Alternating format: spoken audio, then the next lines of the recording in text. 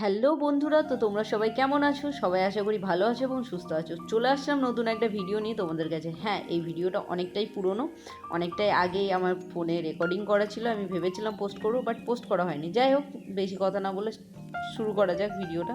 এই যে দেখো, আমি মাস্কটা বেঁধে একদম রেডি হয়ে যাচ্ছিলাম। তো এটা ছিল জানুয়ারিতে ভিডিও শ্যুট করা। তো আমি বেরিয়ে পড়েছিলাম সরোজনী মার্কেট যাব বলে। তো সকাল সকাল রীতিমতো রেডি শেডি হয়ে বেরিয়ে পড়েছিলাম। এই যে রাস্তায় অটোয় করে যাচ্ছিলাম। তো আমি কোনোদিনও ভাবিনি যে আমি একসাথেই দিল্লির ফেমাস 3টে জায়গা ট্যুর করতে পারবো এবং এই একই ব্লগে তোমাদের সাথে শেয়ার করতে পারবো। তো আমি যেভাবে আমার রুম থেকে বেরিয়ে যেভাবে যেতে হয় সেভাবে গিয়ে আমি মেট্রো স্টেশনে পৌঁছে যাই এবং আমার দিল্লির যে ফ্রেন্ডটা ছিল তাকে আমি ফোন করে দিই। তো আমি চলে এসেছি, তো এবার যাবো আর কি। আমার সরোজনী মার্কেটে যাওয়ার কথা ছিল। তো ও তখন আমাকে ফোন করে বলে যে না, সরোজনী মার্কেট আজকে নয়, কালকে যাবে। আজকে চলো তোমাকে নিয়ে ঘুরিয়ে নিয়ে আসি। তো সেই মতো ও আমাকে নিয়ে সবার প্রথমে চলে গেল একটা শিব মন্দিরে। অনেক পুরনো মন্দির। তো মন্দিরে যাই, প্রণাম করি, মন্দিরটা ভালো করে দর্শন করি। তারপর আমরা মন্দির থেকে বেরিয়ে যাই। মন্দির থেকে বেরিয়ে আমরা কোথায় যাব সেটা তোমাদেরকে দেখাচ্ছি। ভিডিওটা দেখো এবং সঙ্গে থাকো, তাহলে বুঝতে পারবে কোথায় যাচ্ছি। এই ভিডিওতে কিন্তু একই সাথে দিল্লির ফেমাস 3টে জায়গার ফুটেজ তোমরা দেখতে পাবে।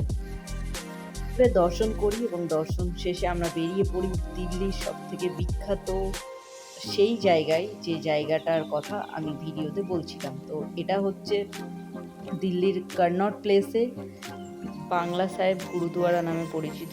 এটা ছিল এন্ট্রি গেট। এন্ট্রি নেওয়া মাত্রই আমি ওকে ক্যামেরা ধরিয়ে আমি ওখানে আমার পোজ দেওয়া স্টার্ট করেছি। ভীষণ খুশি হয়েছিলাম। ফার্স্ট টাইম আমি দিল্লির মতো একটা জায়গাতে ঘুরতে গেছিলাম এবং এতটা সুন্দর জায়গা আমি দেখতে পাবো বা কোনোদিন যেতে পারবো সেটা আমি কোনোদিনও ভাবিনি। তো ও আমাকে যেহেতু নিয়ে গেছিলো ঘুরতে, তো তাকে অনেক অনেক থ্যাংক ইউ সো মাচ আমাকে এত সুন্দর জায়গা দেখানোর জন্য। মানে জাস্ট একটা সারপ্রাইজের মতনই ব্যাপার। তো আমি চলে গেছিলাম, আমি তোমাদেরকে ভিডিওর আগেই বলে দিই। তো ভিতরে কিন্তু ক্যামেরা ফোন কিচ্ছু অ্যালাউ ছিল না। তো যতটুকুন পেরেছি দেখানোর চেষ্টা করেছি।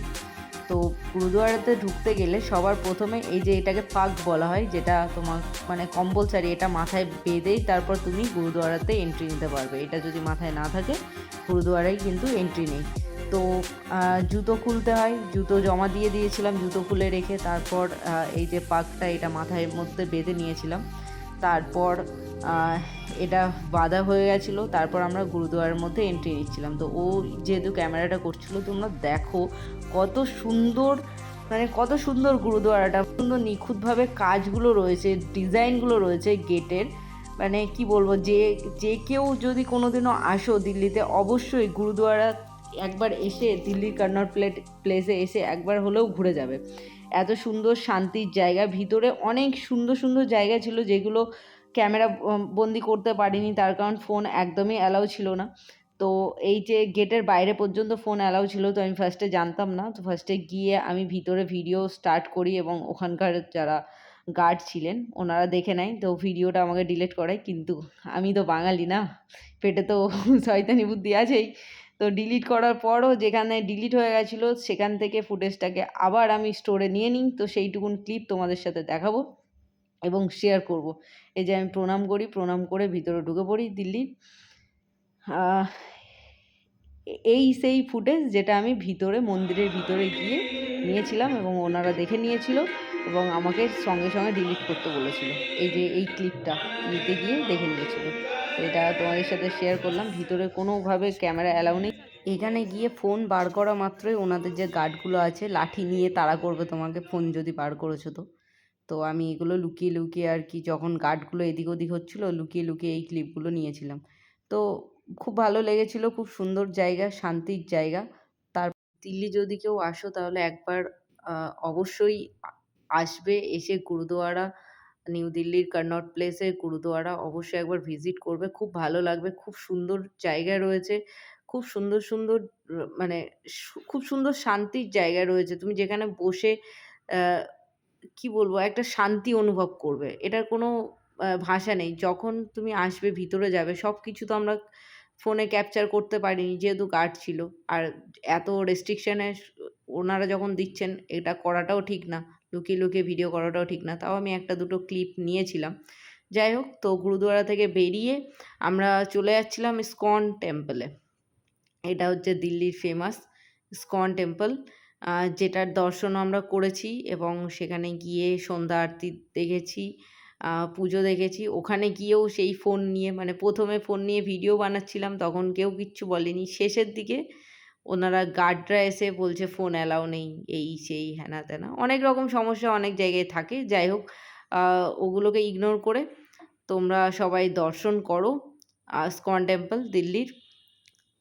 এটা আমাদের মায়াপুরের মতো নয়, মায়াপুরে তো অনেক বড় আমাদের ইসকন টেম্পল রয়েছে, এটা ছোটোর মধ্যেই, কিন্তু এটাও ভালো।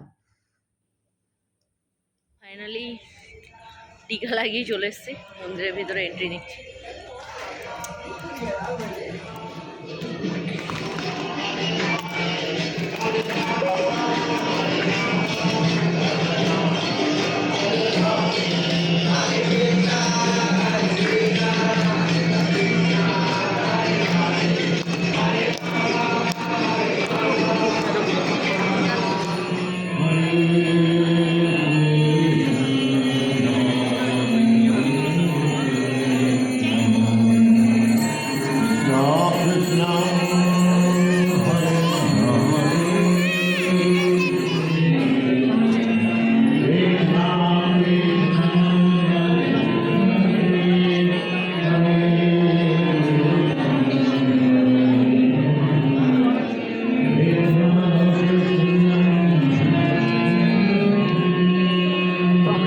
টেম্পল দর্শন করে, রাধাকৃষ্ণের দর্শন করে, পুজো দিয়ে আমরা বাড়ির দিকে রওনা দিচ্ছিলাম।